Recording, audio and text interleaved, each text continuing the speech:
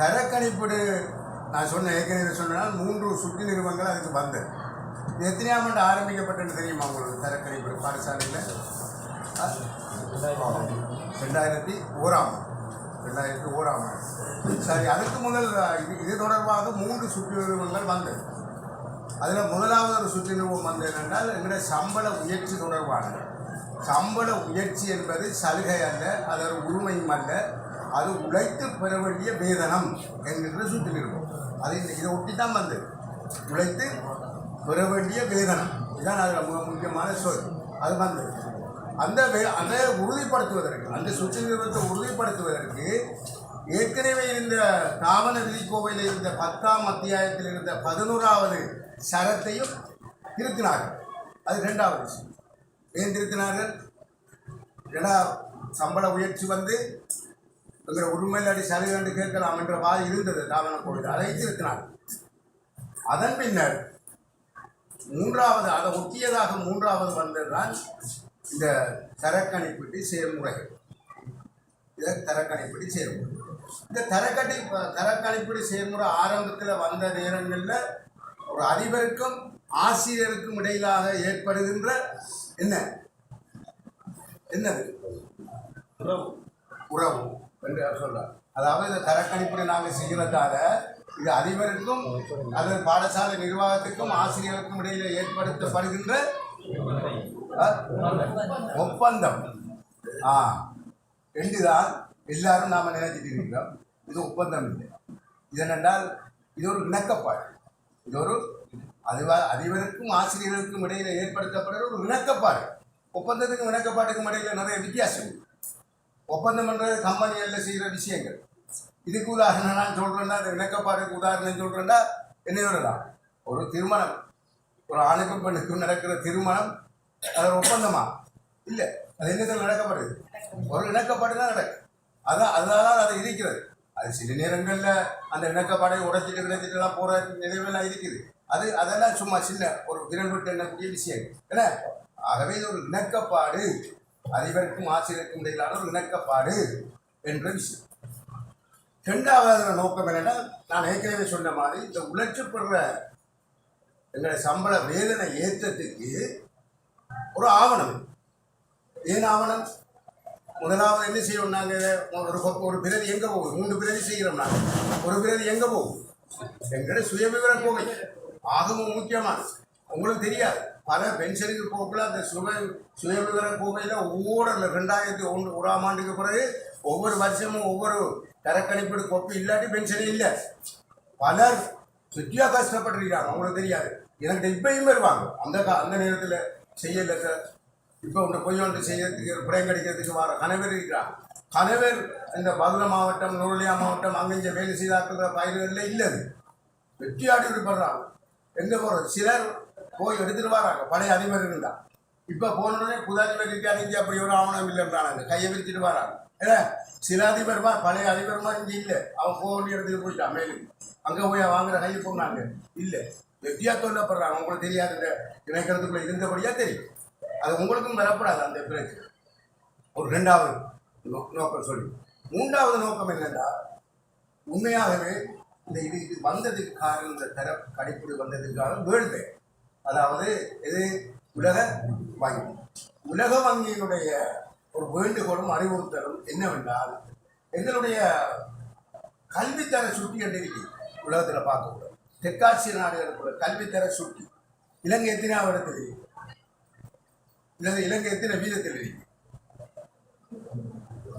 சும்மா சொல்லுங்க. 93. Very good. அது நாங்கள் எல்லாரும் மனப்பாடம் பண்ணி கொள்வது, இந்த 92, 93 சொல்றது எழுத்தறிவு. அது எழுத்தறிவு. அதுதான் நாங்கள் கல்வி சுட்டி என்ற அதல்ல. எழுத்தறிவு வீதம் என்ன?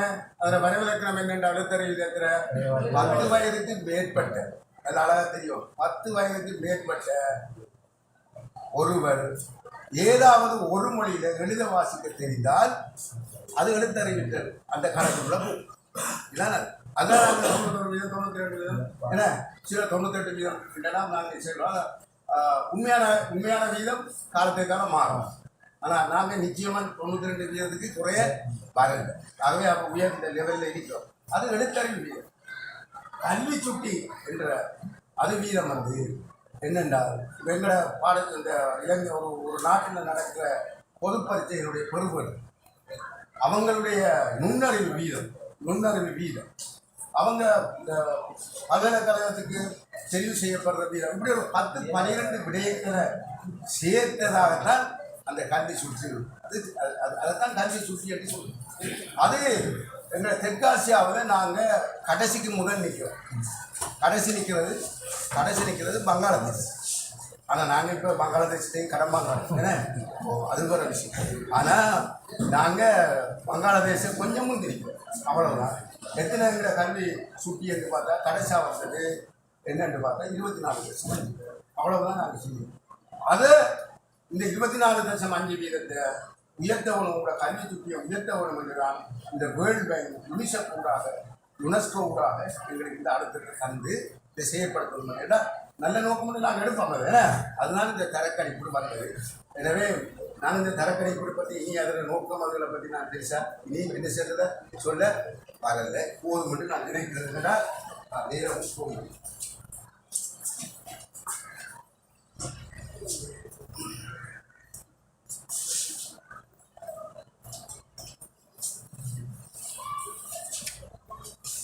உண்மையாகவே நான் சொல்ல போனால் அந்த வருஷத்துக்கான ஒரு திட்டம் என்ன இது, அந்த வருஷத்துக்கான ஒரு ஆசிரியரை ராணி நீ இல்லைன்ற திட்டம், அதுவும் ஒரு அனுமதி பெற்ற திட்டம். பாடசாலையோடு நான் இது செய்ய போன்ற என்று நாங்கள் அது சுருக்கமாக சொல்லலாம். சரி, இந்த தரக்கணிப்பு செயல்முறையில் 3 பங்காளர்கள் இதில் அங்கம் வைக்கிறார். 3 பங்காளர். நான் ஏற்கனவே சொன்ன மாதிரி ஒரு விளக்கப்பாடு, 3 பேருக்கு இடையில் நடக்கிற ஒரு விளக்கப்பாடு தான் இது. என்னென்ன யார் தரக்கணிக்க பெறுநர் என்ன, அப்புறம் தரக்கணிக்க பெறுநர் யார் அவர்கள்? ஆசிரியர் தாய்.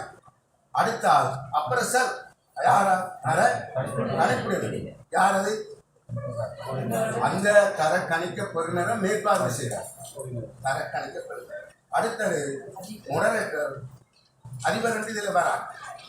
இதில் அதிபரை நாம் அதிபர் என்ற பதம் இங்கே பாவிக்கிறோம். இந்த பூமுக்கு அதிபர் என்ற விரிக்காமல் வீடுக்கு தான் இருக்குது.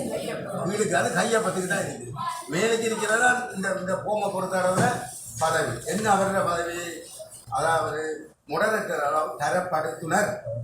என்னது தரப்படுத்துனர்? அதனால் இந்த பூமுறை உண்டு. அதிபர் அது அந்த காரியாலயத்துக்கு அனுப்புறதுக்கு அதை உறுதிப்படுத்த அனுப்புறது அதிபர். அப்போ அவர் 2 இடத்துல கையப்பட்டு பெறுவார் அதிபர். என்ன அதிபர் இந்த இடத்துல தரப்படுத்துனர் தான். நாம் அதைத்தான் நாங்கள் இங்கே முதலாவது நாங்கள் பாவிக்க வேண்டும். இதில் ஒரு விஷயம் என்னன்னா, சுருக்கமாக சொல்கிறோம். இதில் இன்னொரு விஷயம் என்றால், இந்த தரப்படுத்தல் சபை என்று இன்னொன்று இருக்கு. நீங்களாம் நோட் பண்ணி கொள்ளணுமா? இல்லை இந்த பிரதிநிதிமா பகுதி தலைவர்கள் சரியாக செய்ய வேண்டியவர் யாருக்கும் கேட்டாலும் தூக்கறியணும். இல்லை இதான் சொல்லி தரப்படுத்தினர் சபை என்று ஒன்று இருக்கு. அது ஒரு தரப்படுத்தினர் சபை. அந்த இதை 3 பேருக்கு அப்பால் 3 பேருக்கு அப்பால் மேல ஒரு பொடி ஒன்று இருக்கு, தரப்படுத்தினர் சபை என்று. அந்த தரப்படுத்தினர் சபையில் யார் யார் இருப்பாருண்டா, ஒன்று அதிபர், 2 பேர், இன்னும் 2 உறுப்பினர்கள். அந்த ஆசிரியர் குழாத்தில் இருக்கிற ஆக சிரேஷ்டமானவர், ஆக உயர்ந்த சிரேஷ்டம். இப்போ சிரேஷ்டம் எப்படி பார்க்குறது? ஒரு டீச்சருக்குள்ள இப்போ கிரேட் வந்துட்டு எங்களுக்கு என்ன பண்ணில் என்ன பண்ணில் அது அதை யார் எத்தனை பேர்? அது 2. இவங்களோட வேலை என்னென்னு தெரியுமா? என்ன இவங்களோட வேலை? இந்த ஒழுங்கமைப்பை தான் செய்கிறது. இதை கொடுக்குறது, இந்த ஒழுங்கமைப்பை செய்கிறது, இதை பரிசீலிக்கிறது, மேற்பார்வை செய்கிறது. எல்லாம் ஒரு பொடி இருந்தாலும் ஒரு பொடி இயக்கத்தானே இவன் எல்லாரும். அதுதான் இவங்க சரிதானே ராய். இதில் இந்த இந்த இந்த அமலாக்கல் செயல்முறைகளில் எப்படி இருக்கும் என்றால், எங்களுக்கு 3 படிவம் வந்து நாங்கள் செய்யணும். படிவம் 3 செய்கிற பிரச்சனைகள் ஒரு பாடசாலையில் 4 பேர் அல்லது ஆகக்கூடிய 5 பேர் என்றால், அங்கே வந்து யாராக இருப்பார் என்றால் தரக்கணிப்பினர் இருப்பாங்க. தரப்படுத்துனர் தர கணிப்பிடின்னு சொல்லி தர கணிக்க பெறுநர் 5 பேருமாக இருப்பார்கள். ஏன்னா இந்த பெரும்பான்மை பிரைமரி ஸ்கூல் 5 பேர் உள்ளது. தர கணிப்பிடுவர் வந்து அதிபராக இருப்பார். அதாவது தரப்படுத்துனர் கூட்டக்கலை பணிப்பாளர் 5 பேர். 5 பேருக்கு மேற்பட்ட பாடசாலைகள் அப்படி அல்ல. அது எப்படி வரும்? அது இந்த தர கணிக்க பெறுநர் 8 பேர் அல்லது 10 பேர்.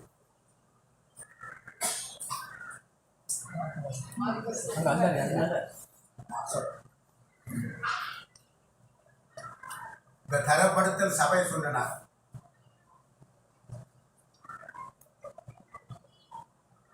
எட்டிலிருந்து 10 ஒரு குழு. 8 10 இது ஒரு குழு. இதுக்கு ஒரு தர கணிப்பிடுவர். என்ன அவரை யாராக இருக்க வேணும் என்றால் பெரும்பான்மை யாராக இருக்கலாம் நினைக்கிறீங்க? தர கணிப்பிடுவர். இப்போ இது வந்து யாருக்கு நாம சொல்லணும்? தர கணிக்க 8 பேர் அல்லது 10 பேருக்கு மேலே போகலாம். அந்த குழு உதாரணமாக எப்படி அதை பிடிக்கலாம்? என்ன செய்யலாம்? சும்மா பிடிக்கலாம் இல்லை. ஆனால் இந்த தர கணிப்பிடுனர் இருக்காதான், தர கணிப்பிடுனர் அவர் இவங்கள் எல்லாரையும் என்ன செய்யவன்? ஒருங்கிணைக்கக்கூடியவராக, அவர் அவ்வளவரையும் கட்டுப்படுத்தக்கூடிய ஒருவராக தான் அது ஆகவும் முக்கியமானது. பெரும்பாலுமா அந்த செக்ஷன் ஹெட் அவங்க ஓரளவு பொருத்தமாக இருப்பாங்க. செக்ஷன் இல்லாட்டியும் பரவாயில்ல. யாராவது சப்ஜெக்ட் கோஆர்டினேட்டராக இருக்கிற ஒரு ஆளாக இருக்கலாம், யாராவது இருக்கலாம், அல்ல ஒரு டீச்சராக இருக்கலாம். ஆனால் ஒரு சீனியர் டீச்சர் ஏன்னா இதோட தொடர்பட்ட ஒரு ஆளாக இருக்கலாம். இந்த குழுக்கள் பிரிக்கக்கூடாமா? எப்படி பிரிக்கணும்?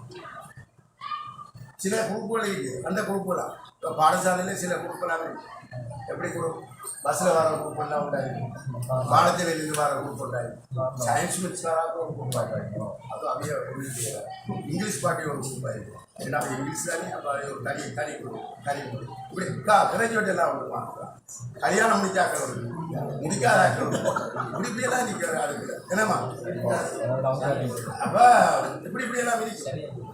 அந்த அந்த குரூப்போட அந்த எப்படி இந்த குரூப் இதான் ஆக முக்கியம். இந்த தர கணிப்பினர் என தர கணிக்கப்படுகிற குழுவாக்கி இருக்கிறது என்னால் அது இலகுவாக போகிறதுக்கு தான். அது ஆக முக்கியம். நாம் சும்மா படிச்சுட்டு ஒரு ஆளை போட்டுவிட்டு தர கணிப்பிடுற கூராஜாவை போட்டுவிட்டு கூராஜாவுக்கு விருப்பமாங்கிற அவரோட சேர்த்து விடுவார்.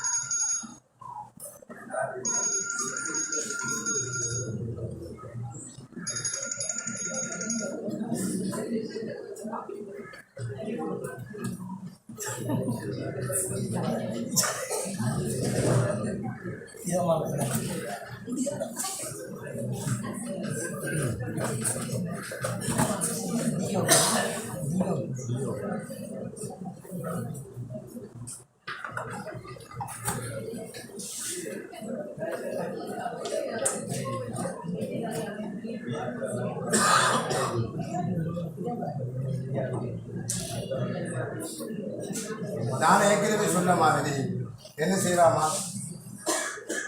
இப்போ ஒரு சயின்ஸ் பெட்ஸாக்கள் 6ஆம் தரத்துலேருந்து 11ஆம் தரம் தானே வரப்போகுது. சயின்ஸ் பெட்ஸாக்கள் எல்லாரையும் சேர்த்த மாதிரி என்ன செய்யலாம்? ஒரு குரூப்பாக்குனா அந்த சயின்ஸ் பெட்ஸோட தொடர்புடைய ஒரு ஆளை என்ன செய்யலாம்? நாங்கள் வேற கணிப்பிடுங்களா வேறு என்ன செய்யலாம்? தமிழ் சமயம் அப்படி அதை செய்யலாம். ஏன்னா அவங்களோட வேணுமெண்டா அழகியல் பாடத்தாக்களையும் சேர்த்து விடலாம். அதுக்கு பொருத்தமான ஒரு ஆளை நாங்கள் கூடலாம். ஏன்னா வேறு தொழில்நுட்ப பாடங்கள் அப்படி போடலாம். ஏழு குரூப்பு ஏழுக்கு முக்கியமாக பாடம் எடுக்கிறார்கள் தனியாக குரூப் ஆகி அதே சயின்ஸ் மேத்ஸு ஆர்ட்ஸ் காமர்ஸ் எல்லாமே இருக்கலாம். எல்லாம் 10 பேர் எடுப்பாங்க. அந்த 10 பேருக்கு மாக்கி அதுக்குள்ள ஒரு செக்ஸ் 8ஓ அந்த 6ஓ அதுக்கு ஒரு பொருத்தமான ஒரு ஆளை அங்கே போடலாம். ஏன்னா இப்போ என்னென்றால் இந்த தர கணிப்பினர் ஏதோ ஒரு வகையில் சிரேஷ்டமோ அதை ஏதோ ஒரு வகையில் அந்த குரூப்புக்கு யாராக இருக்கணும்? அவர் முதன்மையானவராக இருக்கணும். அது அவர்கிட்ட அவை ஏற்றுக்கொள்ளும். இதுதான் அது முக்கியம். சரிதானே? ஹாய். இப்போ உங்களோட ஸ்கூலில் எத்தனை பேர் மாதிரி டீச்சர்ஸ்? 58 ஒரு 6-7 குரூப் இருக்குது குறைஞ்சு. ஏன்னா அப்படியே அழகாக பிரிக்கலாம். 6-7 குரூப் எல்லாம் அழகாக பிரிக்கலாம். 8 மாற்றலாம். இதையும் பொறுத்து 8 மக்கள் சரிதானே. இதில் இப்போ இவங்க இவங்க இருப்பாங்க, யார் இருப்பாங்க, அவங்களும் இதானே அது தர கணிப்பிடுகிறது. நான் இப்போ ஒவ்வொரு குழுவுக்கும் லீடராக தர கணிப்பிடுற போகிறது தானே, அவங்களும் தர என்ன அவங்கள மாதிரி பெருநர் தானே. அப்போ அவங்களுக்கு யாருக்கு இல்லை, அது பிரதி அதிபர், அது பிரதி அதிபர் இருப்பார். அவங்க அதிபர் இதுக்குள்ளே வர மாட்டேன்.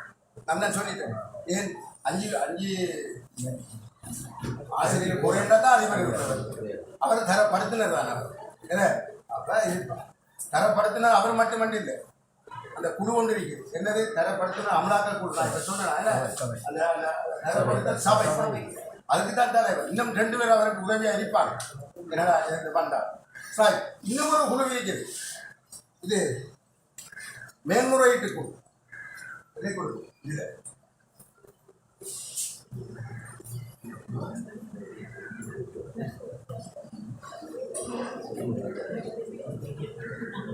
இதுக்கும் அதிபர் தான் தலைவர், இதுக்கும் அதிபர் தான் தலைவர். ரைட். அதுலேயும் ஒரு 3 பேர் இருப்பாங்க. பெரும்பாலுமா இந்த இந்த தரப்படுத்தல் சபையை சில இடங்களில் மேல்முறையீட்டு குழுவாங்க. என்ன மேல்முறையீடு, நீங்கள் வடிவாக செய்திருக்காங்க, உங்களுக்கு தர கணிப்பிடுதல் செய்யக்கூட சரியான முறையில் அது என்ன செய்யப்படலை, அங்கீகரிக்கப்படலை என்று நீங்கள் கருதினால், அல்லது இந்த குழுவுக்குள்ள அந்த தர கணிப்பிடுதல் எனக்கு பொருத்தமில்லை என்று நீங்கள் நினைத்தால் என்ன சொல்லலாம். நீங்கள் அங்கே அதுக்கு போட்டு வைக்கிறத இப்படி ஒரு செய்தால் நல்லம் சார். அது ஆரம்பத்தில் ஏன்னா இப்படி செய்தால் நல்லம், நான் இப்படிலாம் செய்கிறேன், ஆனால் டீச்சர் அதை கொஞ்சம் கவனிக்கலை, இதை கொஞ்சம் பார்த்து கொடுங்க. அதான் மேன்முறையீடு.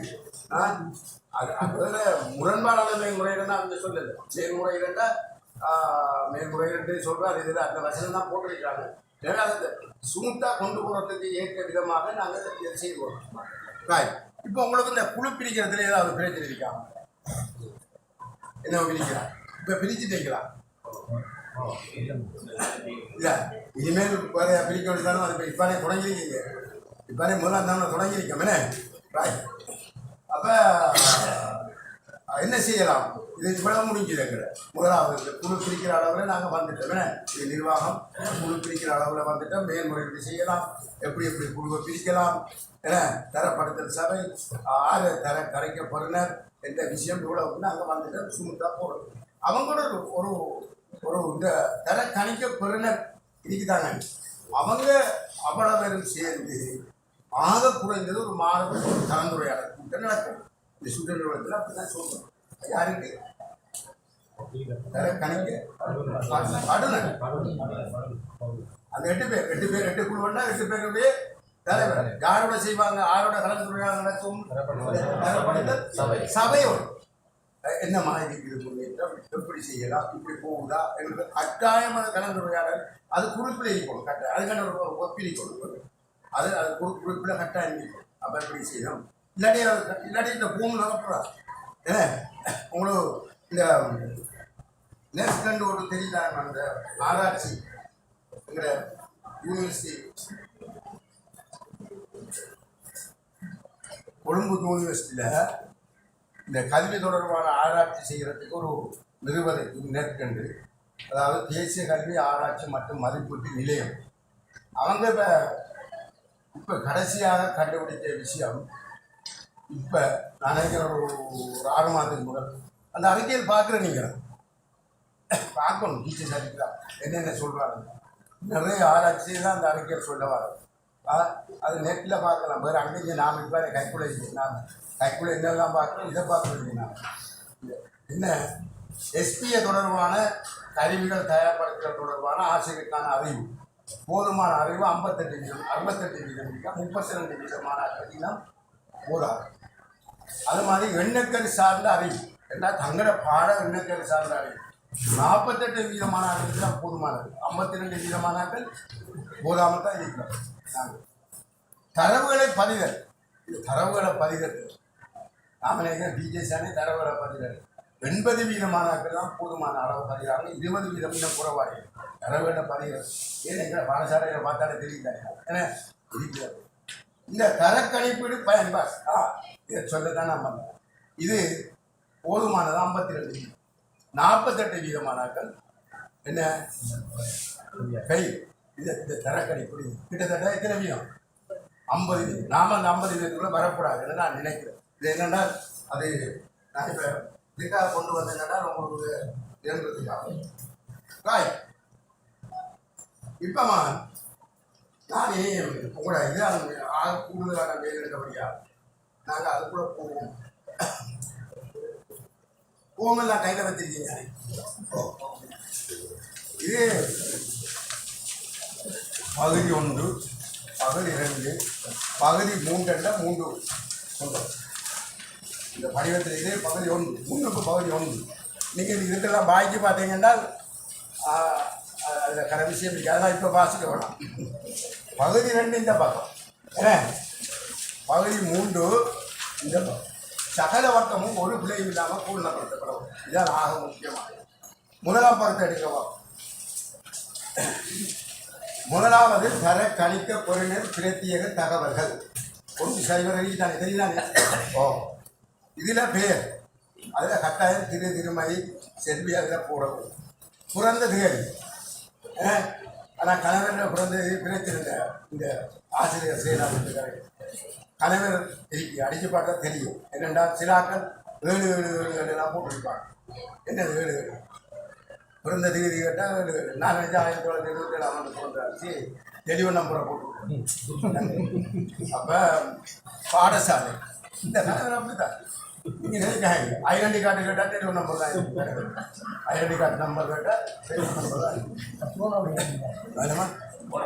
இல்லை என்ன கூட பாவிக்கிற நாம் அதை மனிதன் பயந்துட்டு அதுதான் இருக்கிற நம்ம பிறந்த தேதியும் பாரதம். பாடசாலை அது உங்களுக்கு தெரியும். பதவி இதுதான் இந்த பதவி ஆக முக்கியமாக. பதவி யார்? ஆசிரியர். வேறு ஒன்றுமே அதில் போகுது. ஆசிரியர் பிரதி அதிபர்மார் ஆசிரியராக இருக்கிற பிரதி அதிபர்மார் இருப்பார். பகுதி தலைவர்மார் இருப்பார். அவங்க யார்? ஆசிரியர் தான். ஆனால் அவங்களுக்கு உத்தியோகபூர்வமான கடிதம் இருந்தால் அவங்க அந்த பதவியை போடுவாங்க. உத்தியோகபூர்வமான அதிபர் பிரதி அதிபர் இருந்தால் பிரதி அதிபர் அது அது அது அப்படி இருந்தால் தான் போடுவோம். பகுதி தலைவருக்கு உத்தியோகபூர்வமான கடிதங்களை செக் செய்யணும். அப்படி இருந்தால் தான் என்ன செய்யணும்? அவங்க பகுதி தலைவர்கள் போடுறது. இல்லாட்டி ஆசிரியர் தான். பதிவிலக்கம் அது இப்போதாக இந்த பதிவிலக்கம் இல்லை. பழைய ஆக்களுக்கு இருக்கு இருந்தால் போடலாம். தற்போதைய தரம்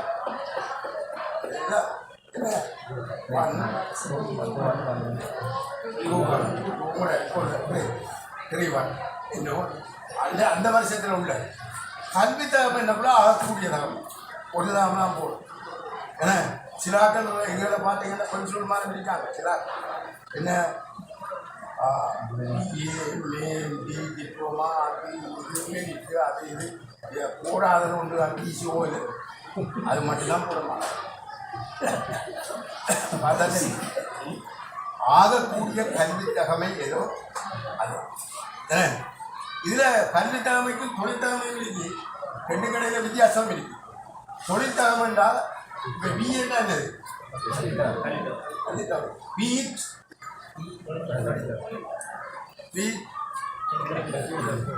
அது 2 எம்மிட்டும் பிஇட்டும் என்னது 2 தான் தொழிற்தகம். இப்போ கொளுத்த அப்ளிகேஷன் முடிச்சிருவாரா கணபதி அதில் கல்வித்தகவல் என்ன தொழிற்தகவல் கல்வித்தகவல் ஜிசிஏ இல்லை அவைய அதுக்கடைய டிகிரி முடிச்சிருந்தா பிரச்சனை இல்லை. தொழிற்தகவல் என்ன?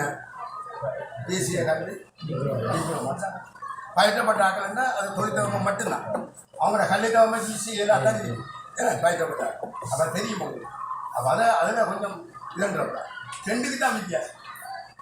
எதுக்கு இப்போ எல்எல்பி என்பது தொழிற்தகமையா கல்வித்தகமையா?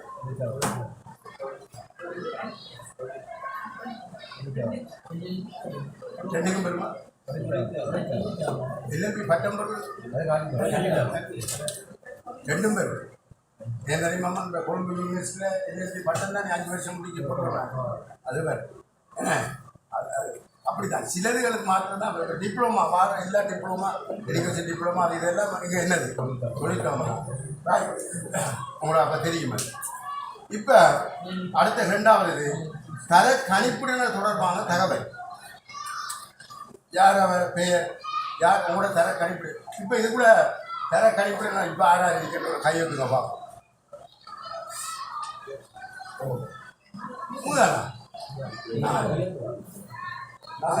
என்ன பேசுறதுக்கு பயப்படுறாங்க. ஆனால் நான் வந்து சொல்லுமா போடுறாங்க நீங்கள் இது பொதுவான இந்த தர கணிப்பு இவ்வளவு மோசமாக நம்மளை இந்த கல்விக்குலத்தில் போனதுக்கு காரணம் யாரு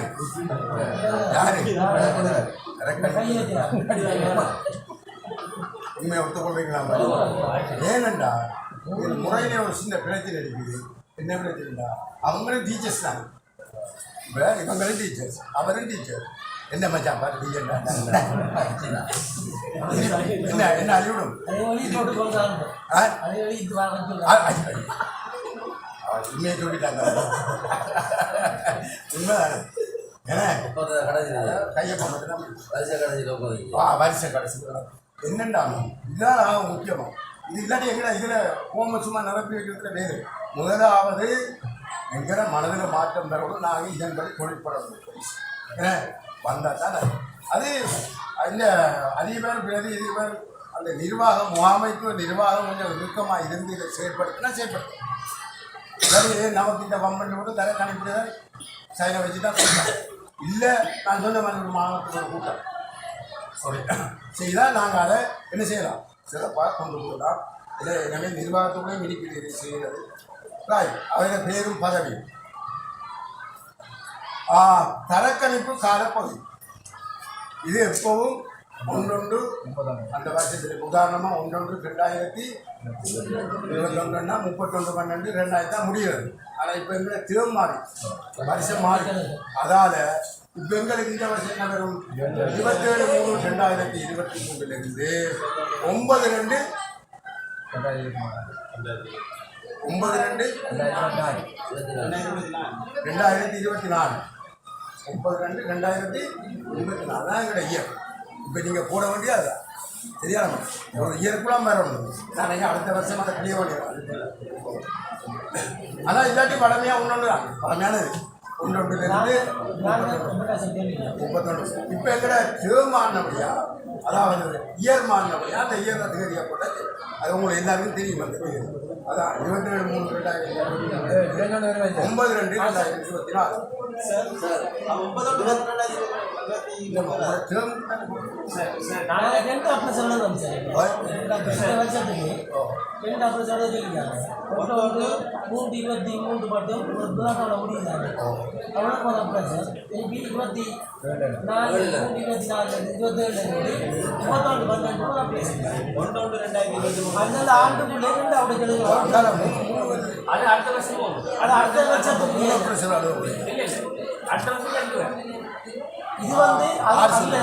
இது வந்து இது வந்து போன தவணைக்கு முதலாவது தவணையை முடிக்கணும்.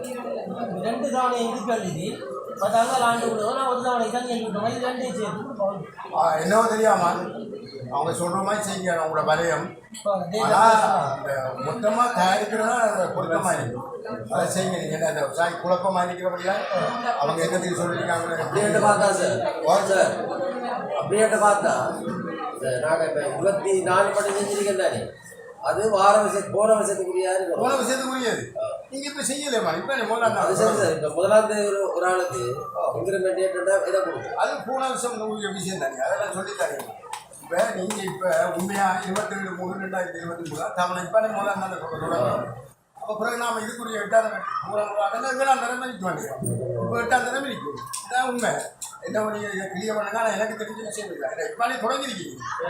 அப்போ இப்போ தொடங்கிட்டு போகும் 22 ஒரு நாள் அதிபரோட கருத்து தப்பி கிளியர் பண்ண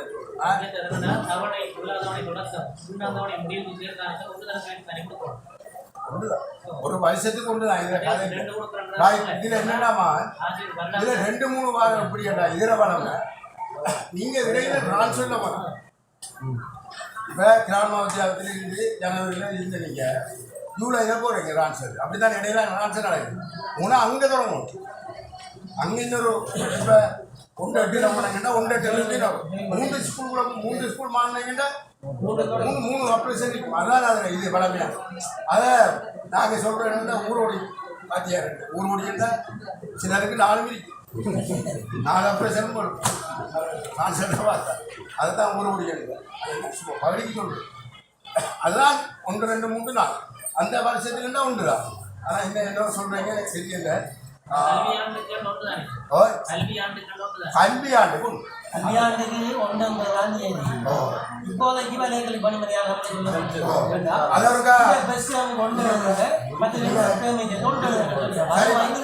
நீங்க இப்ப வெளிய பண்ணீங்க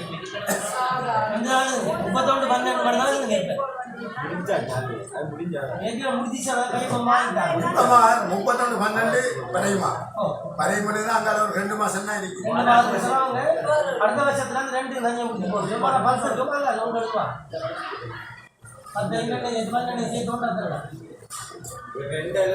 ஒவ்வொரு வருஷமும் மாற ஒவ்வொரு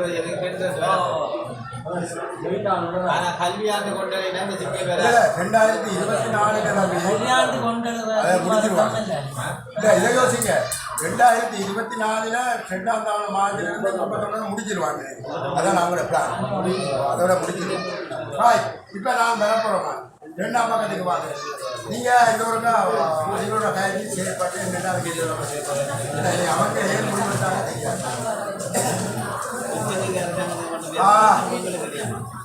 இந்த கற்பித்தல் செயற்பாடு இப்போ இதில் தான் உள்ள என்ன பிரச்சனைடா எல்லாரும் 6ஆம் ஆண்டுக்கு மேலே உள்ளாங்க என்ன உங்களோட பழைய ஃபோம் தான் வச்சுக்கிறீங்க பழைய ஃபோம்ன்றத இதான் ஃபோம் பழைய ஃபோம் மண்டியில் புதுசாக ஒரு ஃபோம் வந்தது என்னென்னா ஒவ்வொரு இணைப்பாட விவாதத்துக்கு கோடு போடும் இது பொருத்தம் இல்லை ஏன்னா இப்போ வெளியுறதுக்கு காணாது இதுதான் பாவீங்க இதுதான் உண்மையானது தேவையானது அளவானது இல்லை பிரைமரி இல்லைம்மா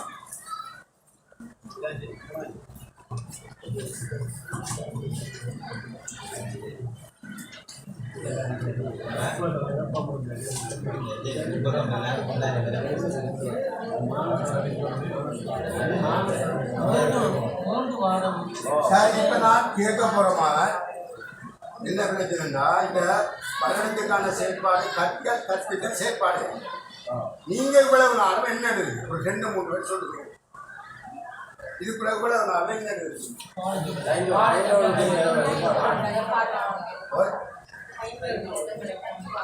அதுக்குள்ள என்னத்தை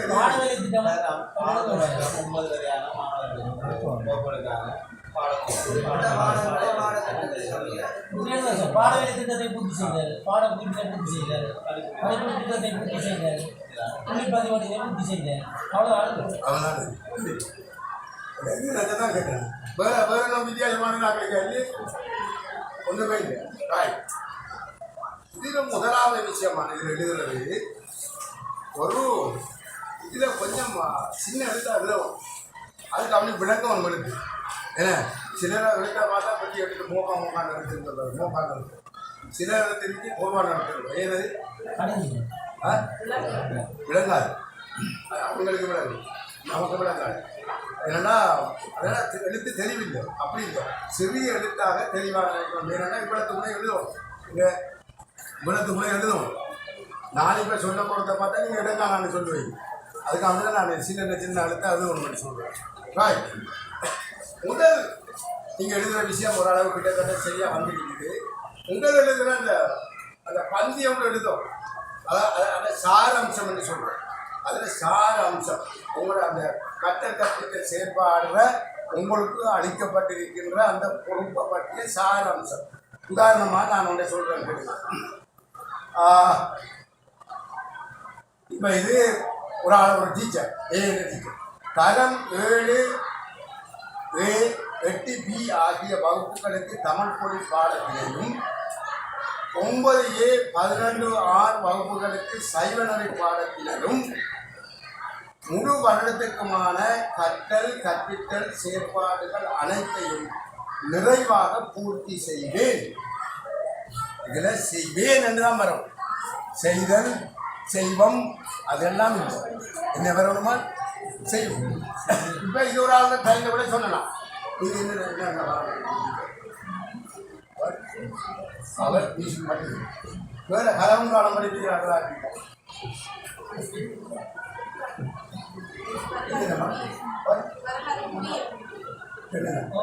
சரி, இப்போ உதாரணத்துக்கு வரலாறு என்ன என்ன அவர் எழுதணும். அதாவது தரம் உதாரணத்துக்கு தரம் 9B 10A என 11S வகுப்புகளுக்கு வரலாறு பாடத்தையும் 6, 7, 8 வகுப்புகளுக்கு வகுப்புகளுக்கு புவியியல் பாடத்திற்கும் என்ன செய்வேன்? முழு வருடத்துக்குமான கற்றல் கற்பித்தல் செயற்பாடுகள் அனைத்தையும் என்ன செய்வேன்?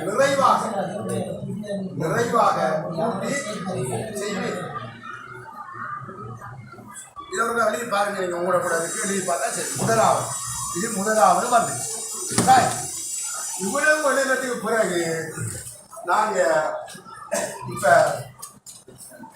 ஒவ்வொரு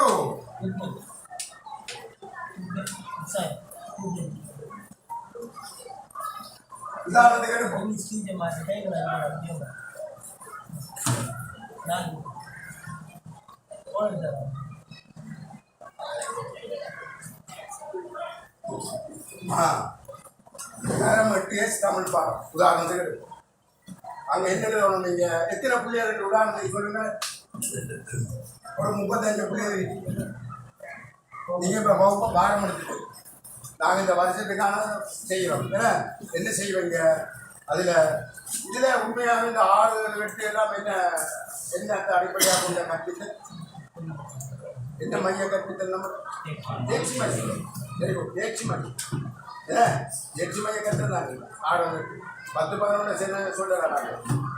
இந்த அங்கேயும் பிரைமரியும் தேர்ச்சி மையம். ரைட். என்னென்னலாம் நாங்கள் இதில் பேசிக்கு ஒன்று ஆக்களாக்களை பிரித்து தொகையான பிரித்து எழுதப்பட வேண்டும். ஒன்று 24 மாணவர்களுக்கு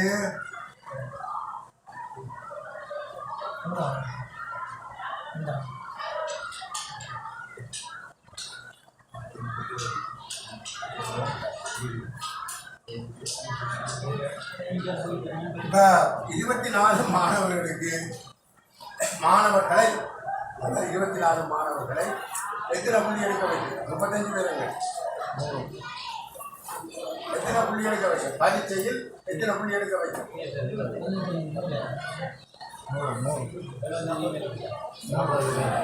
பாண்டித்திய மட்டம் அடைகிறது 75. பாண்டித்திய மட்டம் தெரியுங்க, கேள்விப்பட்ட நம்மளை சொல்லு தெரியாது. பாண்டித்தியம் 100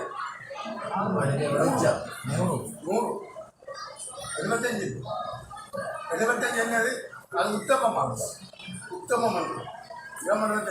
உத்தமமானது அது பாண்டித்தியம். பாண்டித்திய மட்டத்தை அடைய வைக்கிறது 24 பேர். பாண்டித்திய மட்டத்தை அடைய வைக்கிறது என்றால் அது எத்தனை மார்க்ஸ் கிட்ட இருக்கும்? 100. சரி, உங்களுக்கு 24 பேருக்கு எழுதாது. உங்களோட வகுப்பில் நிலைமைப்படுத்துதாங்க. ஒவ்வொரு வகுப்புக்கும் வேறுபடும், ஒவ்வொரு பாடத்தையும் போடும். சரி, 24 மட்டும்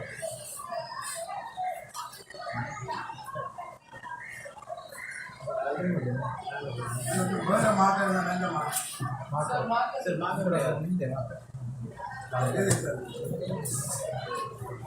சரி. 10 மாணவர்களுக்கு பாண்டித்திய மட்டத்தை அடைய வேண்டும். பாண்டித்திய மட்டம் என்ன? எத்தனை புள்ளி? 100. 10 பேர். அடுத்த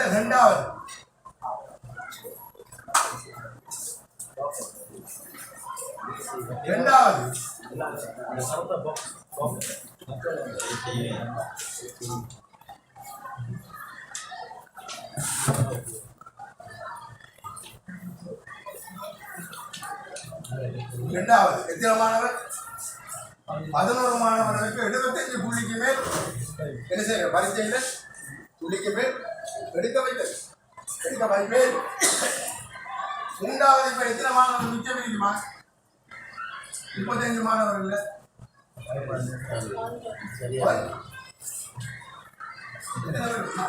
10, 11, 21 வைத்து 16 ஒரு 10 எத்தனையோ நான் இப்ப சும்மா போடுறேன் 10 மாணவர்களுக்கு எத்தனை 60க்கு மேல் இப்ப எத்தனை பேர் வேணும்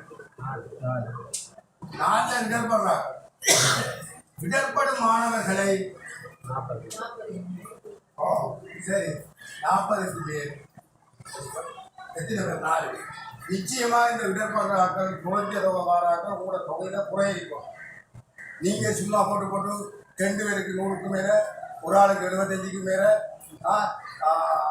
25 மேல 40க்கு மேல எழுதுறது அது அப்படி எழுதுறது ஏன்னா ஆனா உங்களோட வகுப்புக்கு பொருத்தமாக இருக்கணும் அது வகுப்பு வித்தியாசப்படும் நாம அதுக்கு தான் செய்யும் அதுக்கு தான் உழைக்கப்படுறோம் அப்ப நாங்க இலக்கு கொஞ்சம் கூட தான் போடணும் இது கூட இதை காட்டுறது இலக்க கூட போட்டுன்னா அதுக்காக தான் வேலை செய்யும் இல்லாட்டி சும்மா போட்டு கொண்டிருக்கிறாங்க இப்போ 9 எடுத்துட்டாங்க அப்ப நீங்க உங்களோட அப்ரேஷன்ல 40 மாணவர்கள் 40 மாணவர்களையும் என்ன செய்வீங்க சரி 5 மாணவர்களை 75க்கு மேலையும் 35 மாணவர்களை 40க்கு மேலையும் கொடுத்தா நம்ம ஒரு தேவையாக தேவை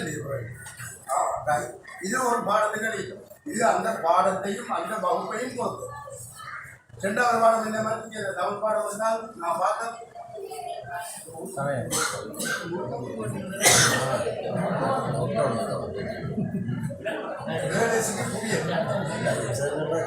ஏழேசிக்கு புவியல் எடுக்க போறோம் அதுதான் அங்க எத்தனை வகுப்புல எத்தனை பேர் இருக்காங்க 36 ஏழேசி இது கொஞ்சம் மோசமான மோசமான நாம சொல்லப்படுற வார்த்தை கணிப்பு புள்ளி அடிப்படையில் என்ன செய்யணும் அவங்க இன்னும் அப்பட வேண்டிய ஆட்கள் இடர்படுற நாங்கள் இடர்படுற ஆட்கள் தான் சொல்றோம் அப்படின்னா எத்தனை பேர் முதலாவது எத்தனை பேர் பாண்டித்ய மாட்டோம் ஒரு 5 பேர் பாண்டித்ய மாட்டோம் 2வது 25 புள்ளிக்கு மேல எத்தனை பேர் போடுவோம் ஒரு 15 பேர் 25 புள்ளி 15 பேர் அப்ப 20 பேர் வந்துட்டு 3வது ஒரு 5 பேர்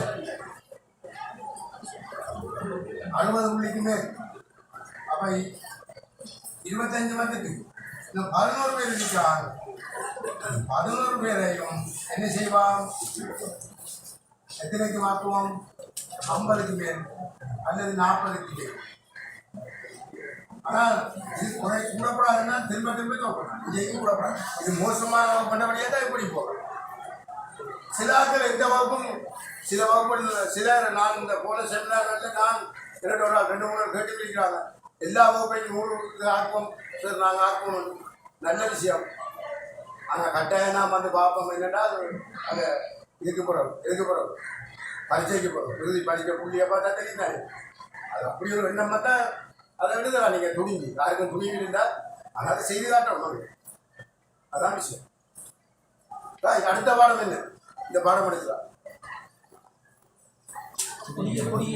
புரியல் அடுத்த பாடம் என்னவோ என்ன பாடம் எடுக்கிறீங்களோ மொத்தமா இந்த வரைவிலக்கணமாக அவரத்தை எழுதி போட்டு ஒவ்வொரு பாடத்திற்கும் எத்தனை மாணவர்களுக்கு எத்தனை புள்ளிகளை நாங்கள் எடுக்கிறீங்க இதுதான் நாங்கள் செய்ய ஒவ்வொரு பாடம்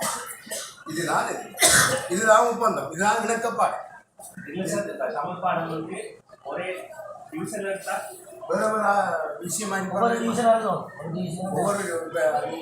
சொல்ற விஷயம் சரி இப்படி நிறைய எழுதிங்க இப்போ தமிழ் பாடம் பொருளாதாரத்துக்கு 3 வகுப்புக்கும் ஒரு ஆள் தான் எடுக்கிறாருல்ல அப்படின்னு எழுதல ஏன் எழுதுறாரு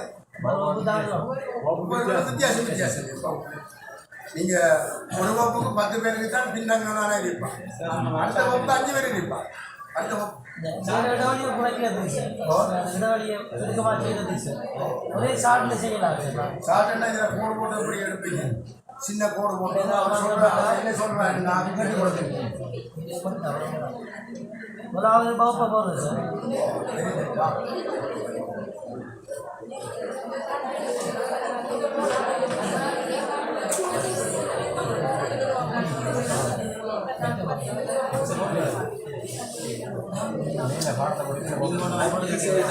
ஒரு ஒப்பந்தம்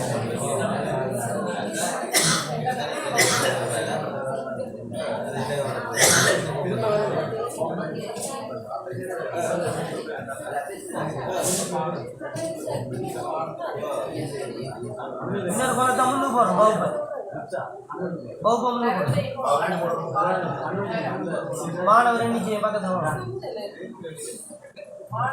பாடத்தை பார்த்த மாணவர் எண்ணிக்கையை போடணும் சரி இப்போ எனக்கு இதில் கணவர் அப்படி எழுதுறது அது என்னென்னா வகுப்பு வாரம் சொன்னேன் நான் சொல்கிறதா இல்லை நான் என்னடா அந்த கணவர் எப்படி எழுதுறேன் கூட வாரம் ஆனால் அது கிளியராக என்னென்ன எழுதணும் அப்போ இதில் மொத்தமாக எழுதணும் இதில் தலையங்கத்தை எழுதணும் அப்படின்னா இந்த அட்டவணைக்கு ஏற்ப இந்த மாணவர் தொகைக்கு இதில் மாணவர் தொகை இதில் போட்டு கொடுக்கும் என்ன பாடத்தை பார்த்து மாணவர் தொகை மொத்தமான இல்லாட்டி குழந்தைல போடுறானே மாணவர் தொகை 32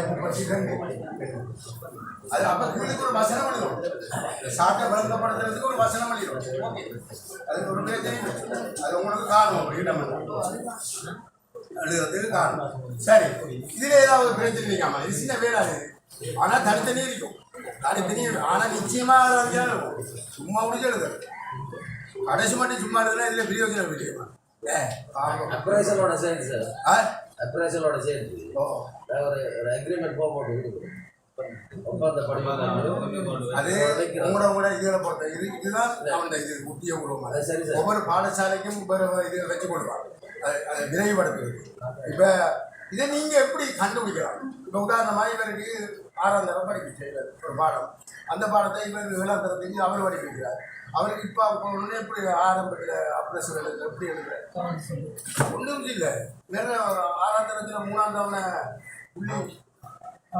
புள்ளி அந்த பதிவை பார்த்தா சரியானே நமக்கு சிம்பிளாக விளங்கு புள்ளி பதிவை பார்த்தா 15-20 மார்க்ஸ் எடுத்தவன் அவன் அதுக்குள்ளே வருவான் உண்மையாக 95 மார்க் 96 மார்க் 20 பேர் எடுத்திருக்காங்கன்னா 20 பேரும் உங்களுக்கு அடுத்த அதுக்குள்ளே வருவான் முன் வகுப்புல உள்ள புள்ளி பகுப்பாய்வு ஒரே பாடத்தில் போராட்டத்துக்கு பிரச்சனை இல்லை 6ஆம் தரமாவியோ 7ஆம் தரமாவியோ 8ஆம் தரமாவியோன்னா அது பிரச்சனை ஆனால் கொடினுவா போக்கில் தரம் என்ன செய்யும் குடிக்கும் உண்மையான நோக்கம் 6ஆம் தரத்தில் போய் இந்த பீச் இந்த வீதம் 10ஆம் தரம் போக்கில் இது வரக்கூடாது எது வரக்கூடாது இந்த இதெல்லாம் இந்த குளம் வரக்கூடாது இந்த குளமும் இந்த குளம் இந்த குளம் யோசிச்சு பாருங்க 10ஆம் தரத்தில் 10ஆம் தரம் முக்கியம் 10ஆம் தரம் புள்ளியை போட்டு எழுதணும் 10ஆம் தரத்தில் மிக முக்கியமாக அது தொகை கூட வரும் அங்கே இடர்படுறார்கள் நீ 2 சொன்னால் 1 இல்லை 2 தான் வரும் ஏன்னா இங்கிருந்து வாரமே நம்ம இங்கே கொண்டு வரோம் அங்கே இடர்படுறதுக்கு நியாயம் இல்லை தாய் இது இப்போ நடப்புறது பிரச்சனைக்காம இது விளங்கிட்டா இப்போ நீங்கள் சரி காணாமல் எல்லாரும் போல அட்டவணையை போடலாம் அட்டவணை போடாட்டி அட்டவணை போடாட்டி எல்லாரும் அப்படிதான் சொல்லுங்க எப்போ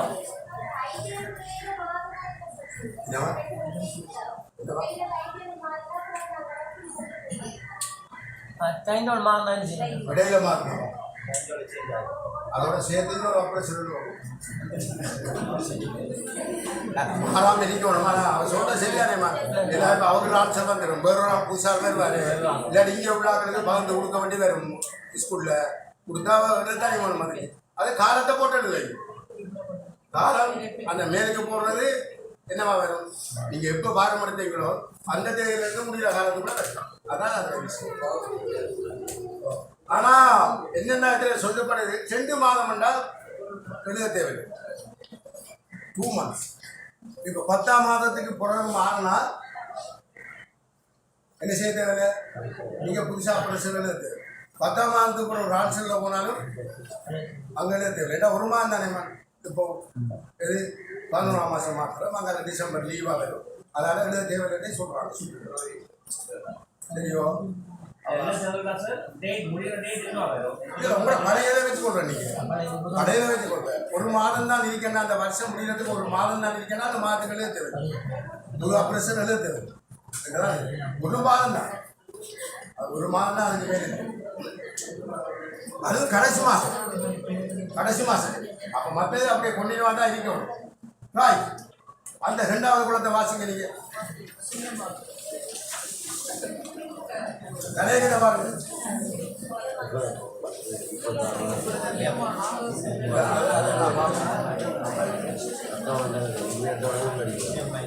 நேரமாக என்னது செயற்பாடுகளை செயற்படுத்த பாடசாலையால் எதிர்பார்க்கப்படும் பலன்கள், உதவிகள், பயிற்சி தேவைகள்.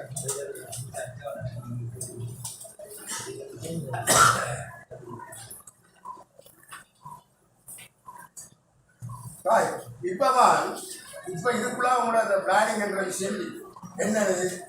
எல்லாரையும் பாண்டித்யம் பண்றதுக்கு அது உயர்த்த வேண்டியதாக நீங்க அந்த முதலாவது எழுதுறீங்க, நிறைவாக பூர்த்தி செய்வேன் இதுதான் எழுதுனீங்க. அப்ப ஆனா இங்க மாணவர்கள் இதெல்லாம் நிலை இப்படிதான் இருக்குது. 10 பேர் தான் அந்த பாண்டித்யம் மட்டும் ஒரு உத்தம நிலையில 11 பேர் இருக்கிறாங்க, 10 பேர் ஒரு அறநிலை, 4 பேர் இடப்படுறா. இதுதான் உங்களோட வகுப்புடைய நிலை. நீங்க இப்ப உடைக்க வேண்டியது என்ன செய்யணும்? உழவரையும் என்ன எழுதிக்கங்க, முதலாவது நிலையணும் பாண்டித்யம் மட்டும், அதாவது நிறைவாக பூர்த்தி செய்வேன். இங்க கொண்டு வந்து சேர்க்கணும். அதுக்கு நீங்க என்ன செய்யற, அதுக்கு உங்களுக்கு இவங்க என்ன தரணும் என்றதா இதில் எழுதுறது. உதாரணமாக நீங்கள் என்ன எதிர்பார்க்குறீங்க, இதெல்லாம் கொண்டு செய்கிறேன்னு சொன்னால் இவங்ககிட்ட என்ன எதிர்பார்க்குறீங்க? OHP, அதில் OHP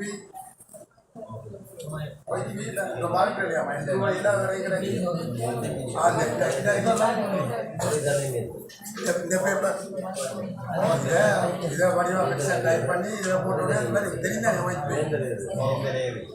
ரைட். பிறகு மல்டிமீடியா, ஏன்னா மல்டிமீடியாவில் என்ன செய்யணும்? ப்ரெசன்டேஷன் செய்கிறதுக்கு ஏற்ற விதங்களில் நீங்கள் தயாரிக்கணும். ஏன்னா பிள்ளையை கவர்றது அது உங்களுக்கு தேவையா?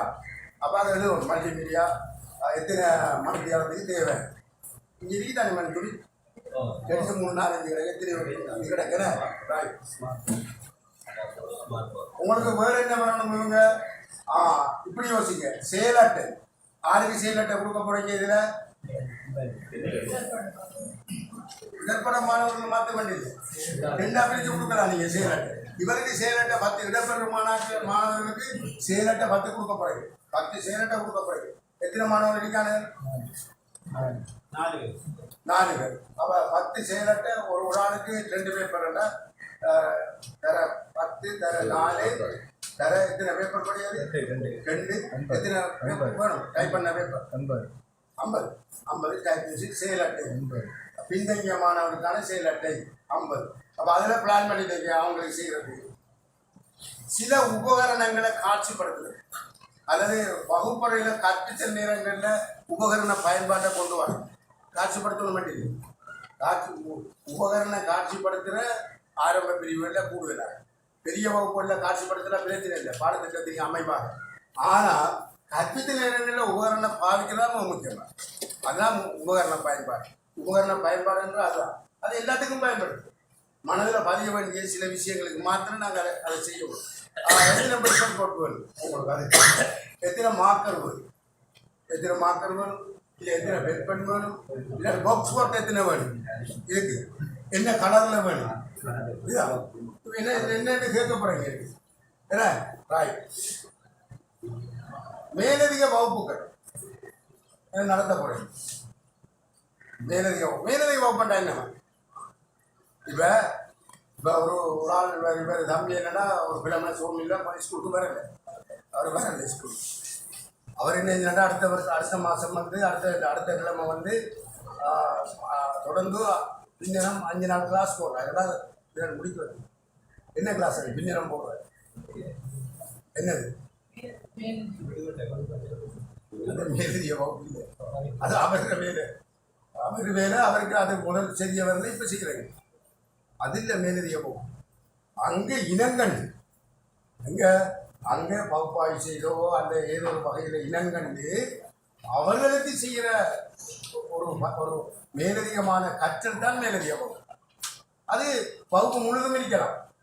நாங்கள் மேலதிக வகுப்புன்ற பேரில் பின்னருக்கு வைக்கிற கிளாஸ் முழுக்க மேலதிக வகுப்பு. அது இல்லை மேலதிக வகுப்பு. அது இடர்படுறார்களுக்கு மட்டும் இருக்கலாம். அல்லது அவனுக்கு மாத்திரம் இருக்கலாம், டொப்பு லெவலில் இருக்கிறவனுக்கு மாத்திரமும் இருக்கலாம். ஏன்னா அப்போ நீங்கள் அதில் எழுதணும் என்ன மேலதிக வகுப்பு யாருக்கு இடர்படுறாக்களுக்கான மேலதிக வகுப்பு. எத்தனை மேலதிக வகுப்பு நடத்த போகிறீங்க? ஒரு 25. ஏன்னா அந்த மேலதிக வகுப்புக்கு என்ன கொடுக்கணும் இருக்குது? அவன் உண்மையாக இடர்படுறவங்க கற்பிக்கிறேன்டா அதில் 35 பேருக்கு. ஏன் 35 பேர் சொல்கிறேன்? கீழுக்குள்ள 50 புள்ளி எடுக்கிற அவ்வளோ சேர்த்து 35 பேர் மேலதிக வகுப்பு கற்று போய் போகிறோம். அவங்களுக்கு என்ன கொடுக்கணும்? மேலதிக வகுப்பு. இந்த மேலதிக வகுப்புன்றதுமா அதில் அர்த்தமே மேலதிக வகுப்புன்றது நாங்கள் வளமையாக கற்பிக்கிற பாடசாலையில் கற்பிக்கிற பாட வேலை மாதிரி இல்லை இருக்கப்படும். அது ஒரு நிச்சயமாக என்ன மாதிரி இருக்கும்? வித்தியாசமாக இந்த டியூஷன் போகிறதுக்கு பிள்ளைகளுக்கு என்ன காரணம்? என்ன காரணம் சொல்லுங்கள். சில நேரம் என்ன காரணம்? என்ன நோக்கம்? இப்போ நீங்கள் இது கூட கணக்கு டியூஷமாக சொல்லிக்கிறீங்க, அதை நான் சொல்ல வரேன். என்ன காரணம்? இங்கே உள்ளதுக்கும் அங்கே உள்ளதுக்கு என்ன வித்தியாசம்? அங்கே சுருக்கமாக சின்ன சின்னதாக போயிட்டா கொடுக்குறேன். அதை என்ன செய்வீங்க? அதை பேப்பரில் ஒன்று அடித்து கொடுப்பீங்க. அது ஏன்னா அதுவும் தேவையில்லாமல் கண்ணில் ஊற்றுற காட்டாரில் விட்டு என்னடா இங்கே நம்மகிட்ட இருக்கிறது இந்த லோக்கல் பேப்பர். ஏன்னா அது அவன்கிட்ட கொடுக்கக்கூட கலர் பேப்பரில் கொடுப்பீங்க. அப்படி தானே இடைக்கிற ஒரு என்ன செய்வீங்க? இடையில ஒரு என்ன செய்வீங்க? இடையிடையே அவனுக்கு என்ன செய்யணும்? டியூஷனில் ஒரு கேண்ட் அவுட் மட்டும் இல்லை, ஒரு பரீட்சை வைக்கிற அளவு பரீட்சை இதுதான் நாங்கள் விஷயம். அது மாதிரி தான் இந்த மேலே பிடிக்கும். ரைட், நீங்கள் அடுத்த முறை என்ன செய்ய போகிறீங்க? பிறகு நீங்கள் இப்போ நான் சொன்னதெல்லாம் நோட் பண்ணி வாங்கிக்கலாமா? என்ன உங்களுக்கு தேவையோ, என்ன தேவையோ இந்த பாடசாலையிலிருந்து எதுக்கென்ற நியாயப்படுத்தி எடுக்கணும். நீங்கள் அழகு பரீட்சை வைக்கிறதுக்கான வினாபத்திரம், அழகு பரீட்சை கட்டாயம் இந்த அழகு பரீட்சை ஒன்று வைக்கணும். அது உங்களோட வகுப்பு பாட வேலை நேரத்திலே வைக்கணும். தயவுசெய்து ஒரு அழகு முடிய ஒரு அழகு பரீட்சை ஒன்று செட் பண்ணி சொல்லி போட்டு தான் வைக்கணும். அழகு பரீட்சை வைக்கணும். அவன் இதை சும்மா பரீட்சை வச்சா ஒரு வீடியோ சொல்லணும். நாளைக்கு இந்த பாடத்துக்குள்ள அழகு பரீட்சை நான் ஒரு 15 அழகு பரீட்சை வைக்க போகிறேன்.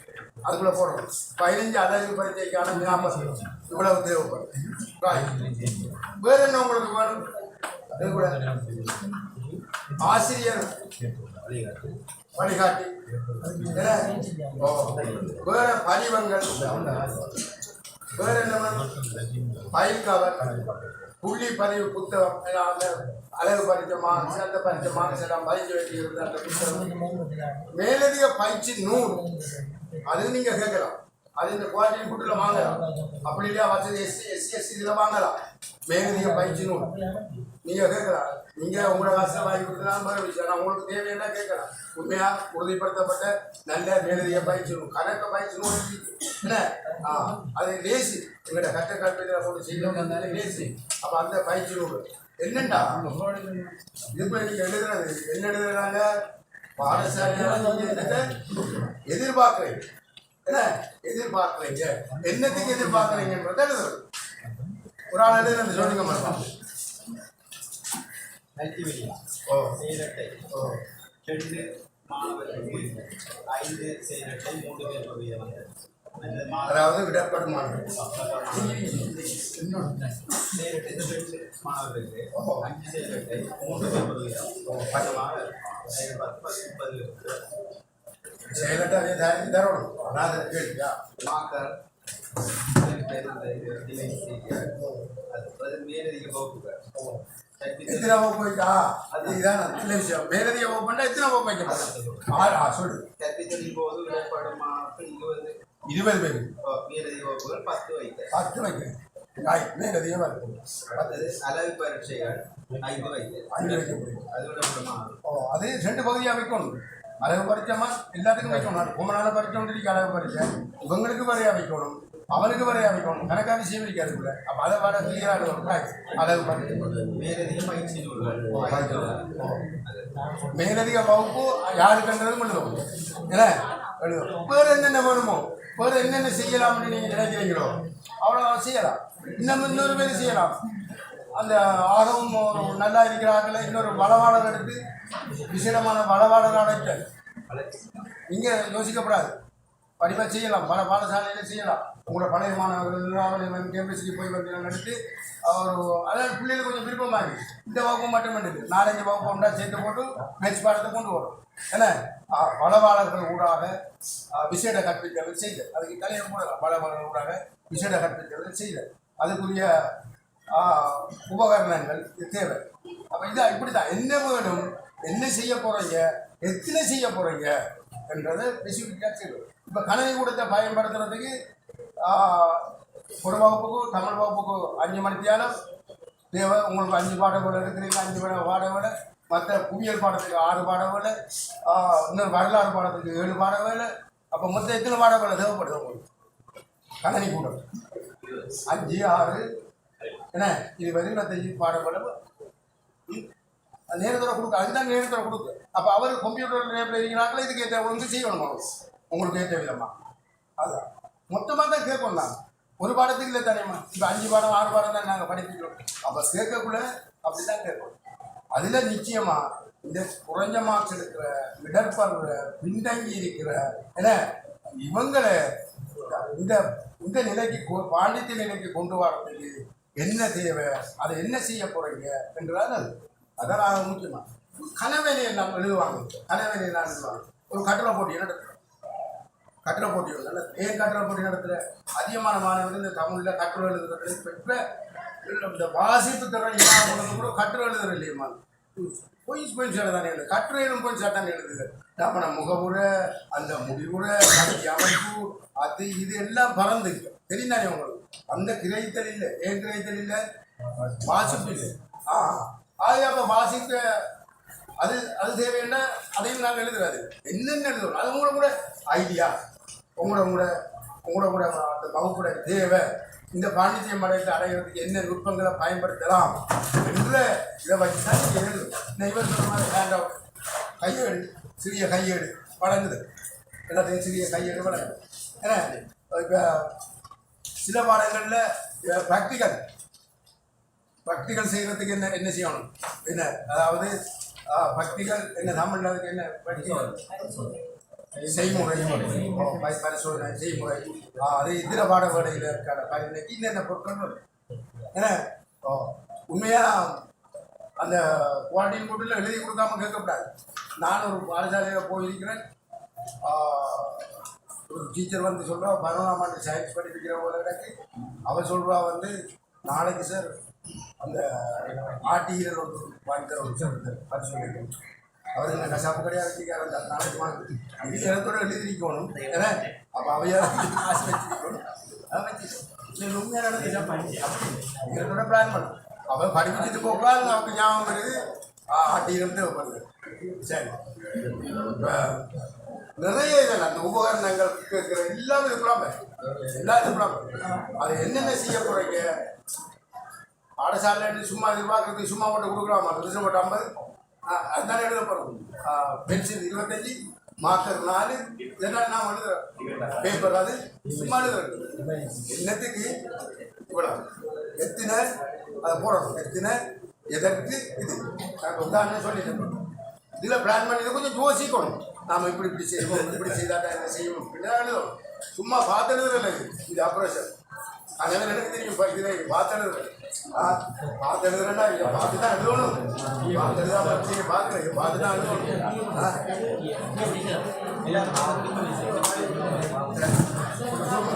நாங்கள் பார்த்துக்கிட்டாங்க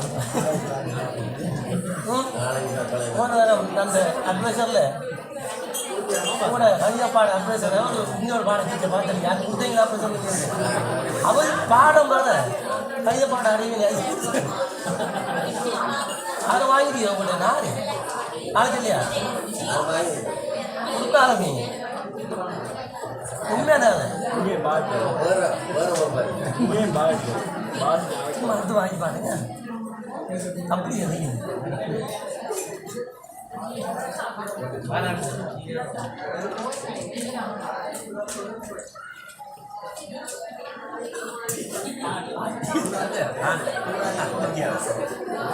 அஞ்சு புதன்கிழமை கொடுப்போம்.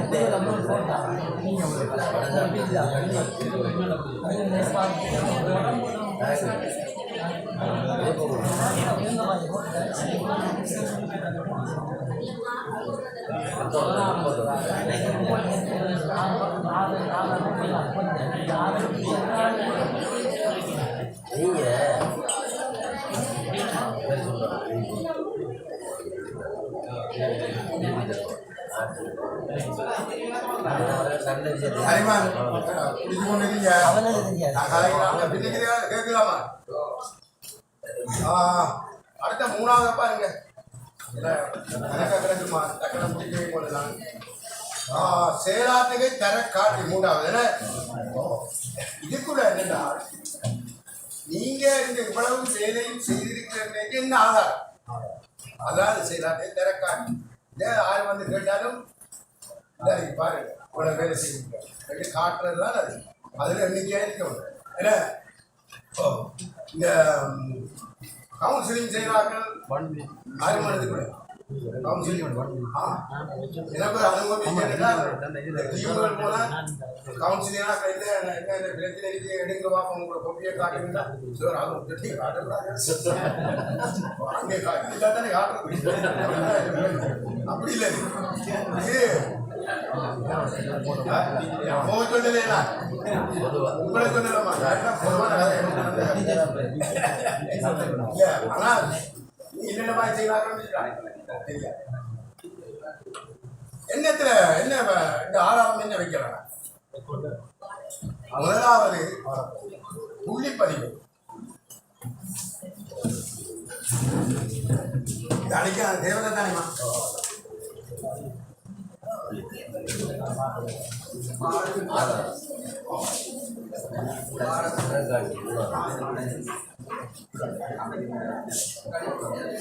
புள்ளிப்பதிவேடு இதனால் ஆக முக்கியமாக புள்ளிப்பதிவேடு எத்தனை வரும்?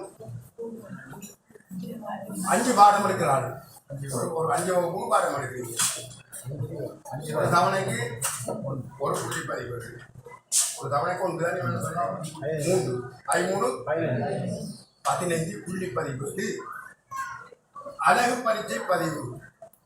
இது புள்ளிப்பதிவு என்ற நான் நம்ம பழமையான ரோமன் நோட் பண்ணி கட்டாயம் 15 என்று 15 5 பாடம்னா 15 உங்களுக்கு எத்தனையோ அதுக்கேற்ற உண்மை உங்களுக்கு பொறுத்த மாதிரி. அழகு பரீட்சை பதிவேடு அது எத்தனையோ அது உண்மையாக ஒரு அழகுக்கு வந்தால் கட்டாயம் வரும். நான் சொன்ன மாதிரி இதை விட கூட தான் வரும். ஒரு மார்க்ஸை வச்சா ஒரு அழகு பரீட்சை பதிவேடு. வேறு என்ன பதிவேடு? கணிப்பட்டு அதுல 2 இருக்கு. எது கணிப்பட்டு புள்ளி பதிவேடு உண்டு. நான் இப்ப புள்ளி பதிவேடு தான் கேட்கிறேன். கணிப்பட்டு போற என்ன கணிப்பட்டு கணிப்பட்டு கருவி என்ன கருவி முன்திட்டம் எத்தனை ஒரு பங்கு அது பாடத்துக்கு பாடம் கணிப்பட்டு கருவியில திட்டம் தொகை வேறு. ஒன்று ஒன்று எல்லாரும் ஒரு தேர்வு கொண்டு 3. Right. அப்ப எத்தனை வரும்? அதுக்கு அடிப்படை பதிவு எத்தனை வரும்? Right. அதுக்கு பிறகு முக்கியமானது என்ன? வேலை திட்டம். அதான் நீங்க என்ன சொல்றோம்? பாடத்திட்டமா? அதை வேலை திட்டம்னா நீ போய் பயன்படுத்தணும். வேலை திட்டம் அது ஒரு வருஷத்துக்கானது. 5 பாடம் வேண்டா எத்தனை வேலை திட்டம்? 5 பாட குறிப்பு எத்தனை? 36 வாரம் உண்மையா பாட குறிப்பு எத்தனை எழுதுமா? 36 வாரம் உங்களுக்கு வருது. உண்மையா கேட்கிறேன்னா இந்த பொலிச்ச பையிலிருந்து வந்தாக்க சொல்லுங்க பாப்போம். உண்மையா பாட குறிப்பு எத்தனை எழுதுமா?